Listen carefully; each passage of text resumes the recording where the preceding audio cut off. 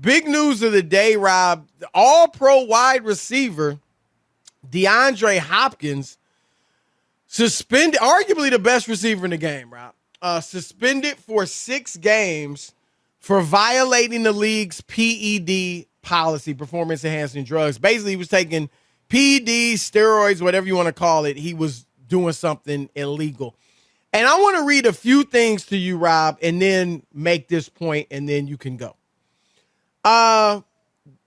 This is going to really hurt the Arizona Cardinals, who made the playoffs last year and really began to turn things around when DeAndre Hopkins was traded to the team.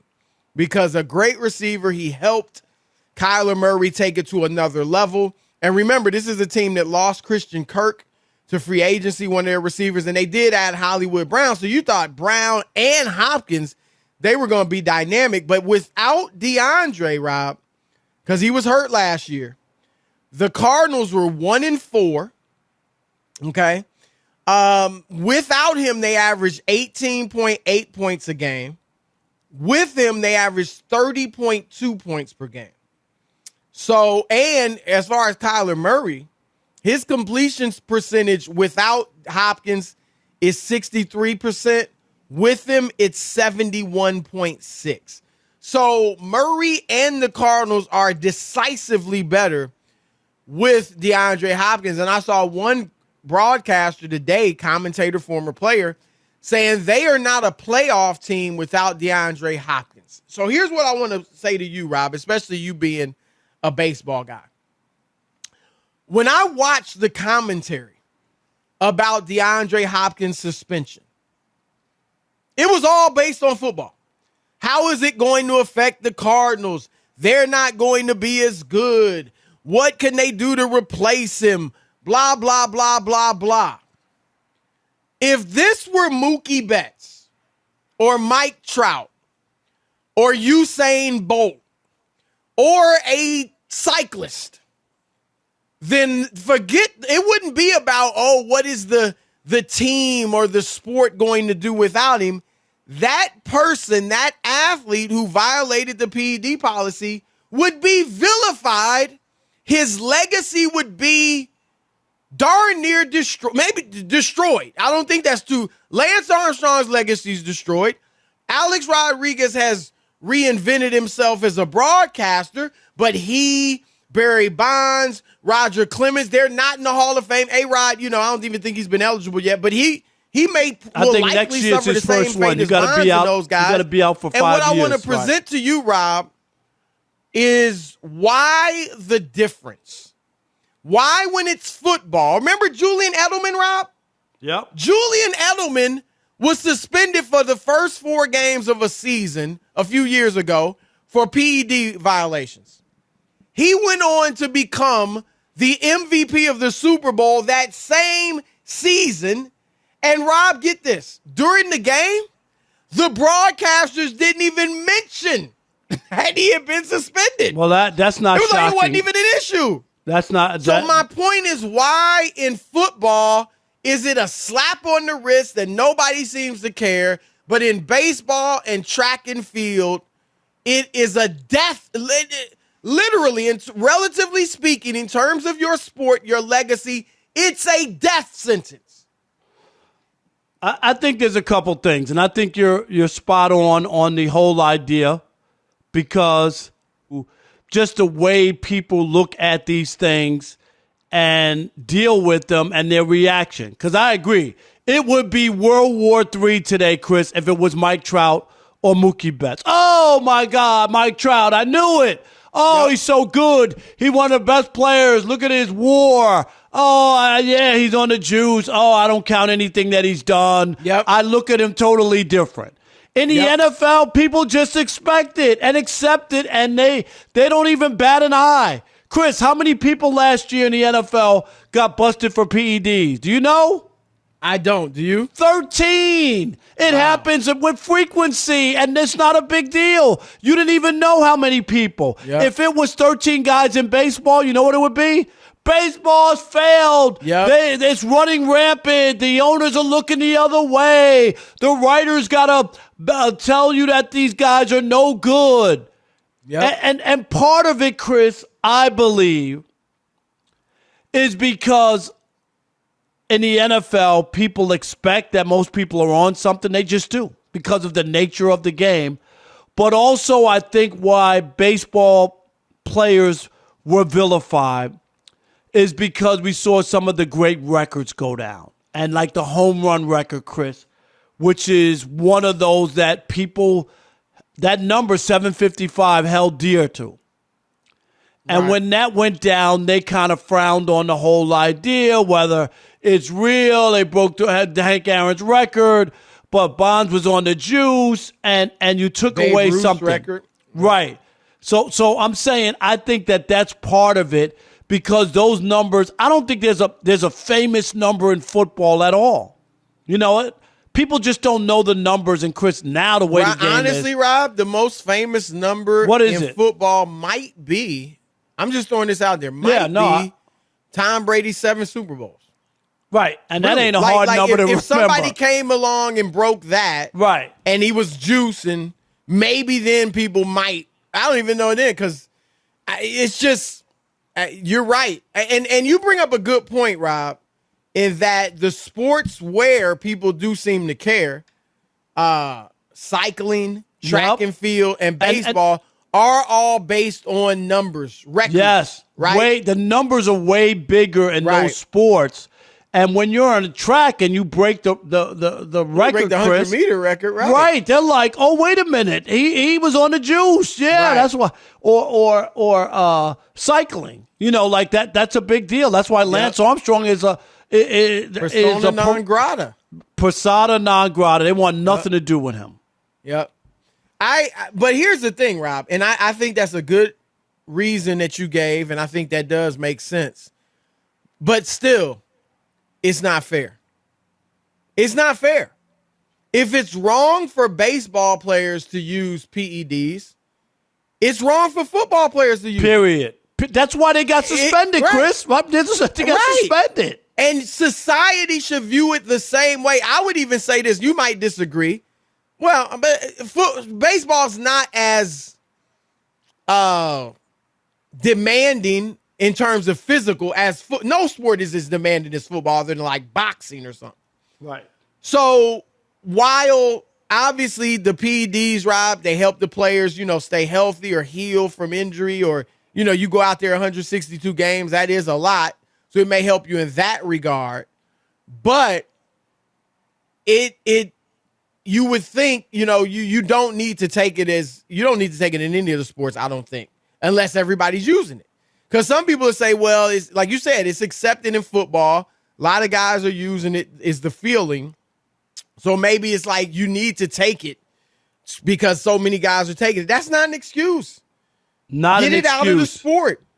And basketball, Rob, is similar. I mean, we have not seen, to my recollection, a big star busted for PEDs. We've seen a few, who was the guy in Orlando, Chris? Rashard Lewis. Rashard Lewis. He was the one I remember getting like a 50-game suspension. Right. Correct? And he was a pseudo-star, right? He was on that team that went to the championship. Yeah, that was a good. Yeah, but he was a good player. Right, but he was a good player. Everybody, Rashard Lewis, right.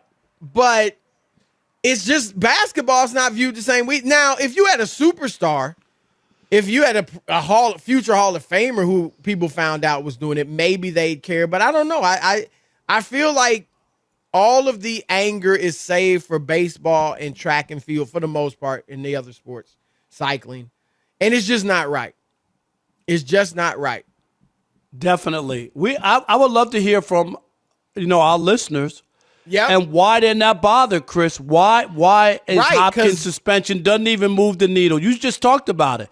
Nobody condemned him. Nobody said, "Oh, all those numbers he put up." No wonder. No wonder he put up those numbers. The team, right? What the team's going to do? Why in the world don't people, including you listeners, you fans, seem to care when a football player, maybe even a basketball player, gets nailed with PEDs, but God forbid, a baseball player or a sprinter or track and field athlete or cyclist, if they get caught, it's the end of the world. Their legacy is ruined. How dare Yeah. 100%. Unbelievable. All right, let's kick it off with Tony, our man in D.C.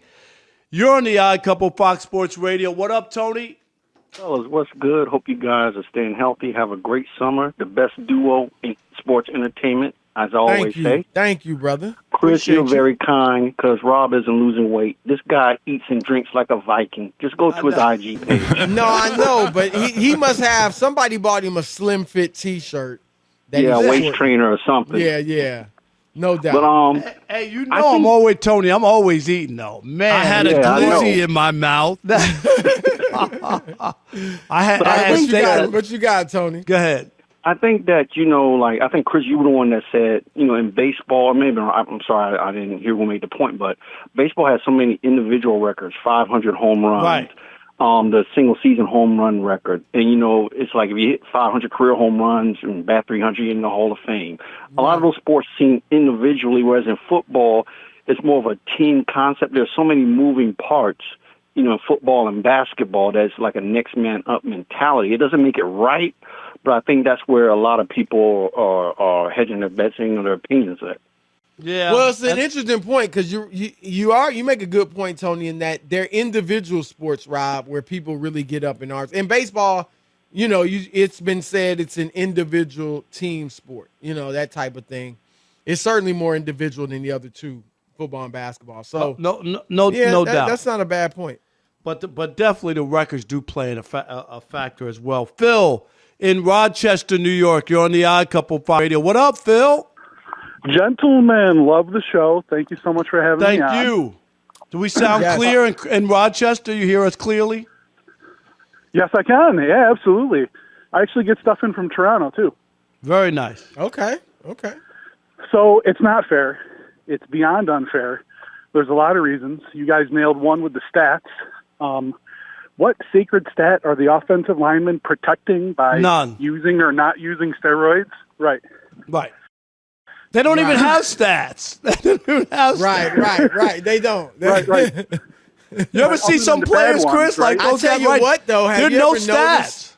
Sometimes you see an offensive lineman after his career, maybe he's a broadcaster, they look so much smaller. Oh, they like all drop down. They look like normal people, But go ahead. Right.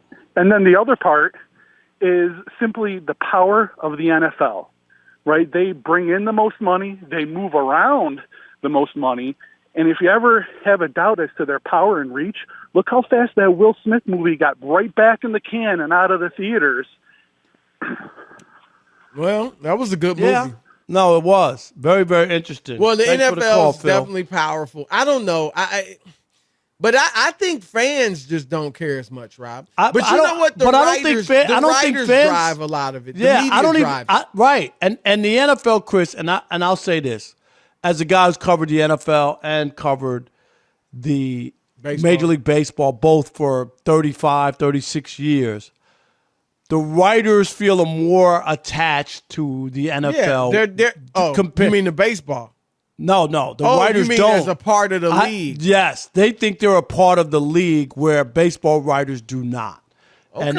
And I think that there's some of that because I don't believe the fans, Chris, were mad at Mark McGwire and Sammy Sosa. They saw a great show. I don't think they're mad. That's a good point too. That's a good question to throw out, Rob. Right? It's a good question, right? Because it was fun to watch. It was fun. Awesome. You covered it, Chris. You were there for the New York Times. Don't tell me there were empty seats and people were like, awesome. He's on the juice. No. ESPN cut in no matter what was on, Chris, to put those at-bats on. It was fun. Awesome. And the league didn't care either, Rob. Remember, that was a writer that broke the story about McGraw. Right. The league wouldn't have done anything. Hey, let's squeeze Marty in real quick. Marty, you're on the Odd Couple Fox Sports Radio in Kentucky. What's up? What's up, fellas? How you? What's up, Marty? I'm good, man. How are you guys? Great. Interested to hear what you think about this. Yeah, that's why I wanted to squeeze him in. Go ahead, Marty. All right. There's two factors that really play in for me, and that one is the sports reaching their peak in popularity already. Baseball and basketball already have, and football's at its peak, so it's king right now, so it gets more lenience. And number two is rule changes. football and basketball have a ton of rule changes that guys that like the old game could say, well, this record got broke because they changed the rules and so. But in baseball, they have, for the most part, kept a pretty solid rule consistency throughout 100 years. So when records are broken, old timers really take it to heart. Okay. I agree with that, Marty. I agree with that. That people just don't want to see it, Chris, and they're bothered. And he's right. I mean, the other sports have changed a lot. We talk about with the NFL quarterbacks. All the other Troy Aikman and all those guys. You look at their numbers; they're embarrassing. They're embarrassing. They are. That's a great. They are like the best quarterbacks ever. Up until right. Even Montana's numbers look pedestrian. Right. The only thing that he has great is 11 touchdowns, no picks in the Super Bowl. Like those are great numbers. But regular season, Chris, you're right. Oh, no. It was a different game. You had running backs. You weren't throwing 50 times a game. Right. All right. We got Ephraim Salam coming up. We'll ask him about this as well. But first, Steve DeSager with the update. Steve. You guys are correct, because Terry Bradshaw, for example, never threw for 4,000 yards. Right. Oh, right. He had a Hall of Fame career. Not even close. See, like, and he might have more. He might have more interceptions than touchdowns. It's about 210 each. Yeah, that's a Hall of Fame career and 4 Super Bowls. So. Yeah. And we looked at some of the numbers when you see like Tannehill just broke Troy Aikman's record. Exactly. Or he must be better. You're like, no, Fitzpatrick. More touchdowns. Let's throw more touchdowns than him. Unbelievable. And Steve, you agree with them. Baseball there's a double standard on baseball. Terry Bradshaw, 212 touchdowns, 210 picks. Yeah. So there you go. Yeah. In fact, I think he threw 3 picks in one of the Super Bowls in which he was MVP, just for the record. Which is ridiculous. Wow. All right, he's a former NFL offensive lineman, Fox Sports Radio weekend host. Our man, Ephraim Salam. What's up, brother? And Ephraim, are you on the juice? We got to know. No, man, never. Well, this is Ephraim. This is what we were talking about. Yes. Why, if an NFL player, we all know about DeAndre Hopkins now, gets caught for PEDs, it's okay, 6-game suspension. That's legit. That's it. Yep. But the reaction from the fans, the media, I was watching them talk about DeAndre Hopkins today, and it was all about what are the Cardinals going to do? How are they going to make up for his loss? Not how this changed his career. Right. In baseball, track and field, your legacy is ruined. Why the difference in the sports? I think it's just, that's an interesting question on that. And you agree though, right? Because cycling, if it's cycling, in the way it's viewed. Right, cycling, Chris, and what'd you say? Track and field, cycling, track and field, baseball. Those are the no. You're done. Right. Basketball, maybe you don't see it as much, but football, certainly, no one really seems to care. I think because of the brutality and the physical nature of the sport, people have, I guess, a more understanding. Well, I could see how he would want to get stronger and faster. Right. You know what I mean? Like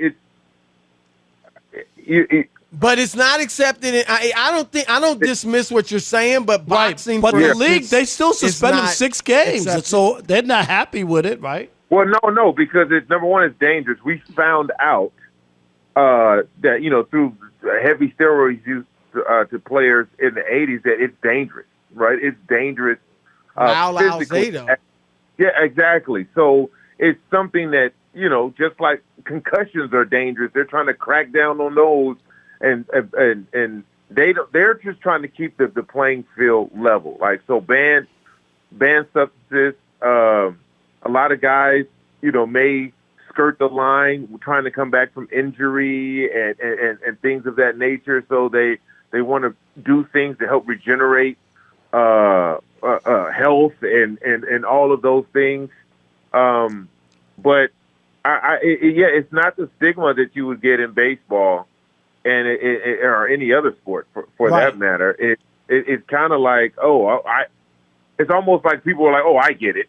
You know what I mean? They already assume. Let me ask you, Ephraim, when you played, just because I was covering baseball during the steroid era, and I'm not saying everybody was on it, but a lot of people tried it, or went through a couple cycles and just wanted to see what it was all about because they weren't testing for it. What is the percentage you think of NFL players, either during when you played, who you suspected or thought were on it? Is it people try it, people not try it? What's the number if you had to guess? We know it's just an educated guess. If I had to guess, I would say anywhere between 10-20%. That's it? Yeah, because the great thing about being able to get to this level is you put in the work to get to this level, right? So if you're fast, you're fast. If you're strong, if you're big, if you're 6'4", 290, you're 6'4", 290. You know what I mean? Right. So some guys who got here and felt like they needed a competitive edge to stay here, that's when you might see some things start to transpire and people dibble and dab to keep up with how fast and how aggressive the game was. But, like when I came out of college, I was, 6'7", 290? I was 6'7", 290. And I was an athlete. So for me, it was like, okay. I have seen, Ephraim, I've seen some linemen shrink dramatically. Oh, big time. Once their playing career was over. Oh, I shrunk. I lost 40, 50 pounds. Now, why is that? Because I wasn't working out every day and eating 10,000 calories a day. Right. Okay, because a lot of people assume, so-and-so was huge when he played. He was juiced up. Now he's not. Do you know what we have to do to stay that large? Just imagine playing in a football game or practicing every day. You burn so many calories. You know what you have to do to stay that large? You have to live in the weight room. You have to eat 10, 12,000 calories a day. Like that's not healthy. So when you stop playing and you don't have to walk around at 325, you're like, okay, first of all, I don't even want to eat that much, and I don't want to ever go to the gym for 2 hours ever again. So you were literally like pushing yourself to eat more than you wanted to. Yeah, man, I've always been an undersized tackle. When I got to Atlanta, they were like, you need to gain 30 pounds. And I was like, wait, what? I don't want to do that. Which is why when I went to Denver, it was more of a fit. I played at 285 in Denver. Played at 320 in Atlanta. That's a huge difference. 320? Wow. That is big. I bulked up to my third year. I bulked up to 320. That's why I started having knee problems. You probably weren't even dunking. You probably couldn't even dunk then anymore. No, I was still dunking. Just slow down. Slow down. So the trade at 45, I can still dunk now. Just you FYI. Still dunking? Okay. Right now. Okay. Yeah, he's dunking, but it's donuts he's dunking. It ain't a basketball. Hey, real quick. Now we know why they made the trade for Hollywood Brown, right? Yeah. Right? I mean, obviously they knew this was coming down the road. Right. Yeah. It's funny how things happen, and you're like, oh, now I get it. Okay. Yeah. Let me ask you about another receiver, Deebo Samuel, who I really like his game. I love the way he plays. But their reports are that the Jets' offer was incredible, like insultingly low. That's actually the phrase that was used, insultingly low. The Lions made apparently a low ball offer for him as well. Why do you think? I mean, we've had I can't remember who it was on, but they say I think it was Plaxico. Maybe it was Plaxico Burress. But away from Kyle Shanahan, some people think Deebo might not be as good as he is in San Francisco. Why do you think it seems like there were low ball offers for him and people may not be valuing him as much as you would expect? Well, I'll tell you this, and that has a little bit to do with it. He was so great at what he did. How many other teams use receivers like that? Not many. He's very unique. That's the thing. Right? So that's my whole thing. I'm like, look, brother, you're in a perfect situation, right? Because you have a coach willing to design things for you to have an intricate part of the game plan. Like he's the most important, to me, the most important offensive weapon they have on the Niners. Right. And that's including Kittle or anybody else, all of the quarterbacks. I think he possesses a unique skill set that no other team would take advantage of like that. Because number one, they wouldn't have the ability to do it, and they have other receivers. So they're seeing if we get Deebo Samuel, he's going to come and just be a receiver. He's going to be an X. Right. He's going to be a Y. Maybe play some in the slot. But we're not. He's not going to be 38 or 40% of our offense like he is in San Francisco. So what are we going to give up? Right. Nah, that makes sense. That makes sense. That's our man right. Ephraim Salam.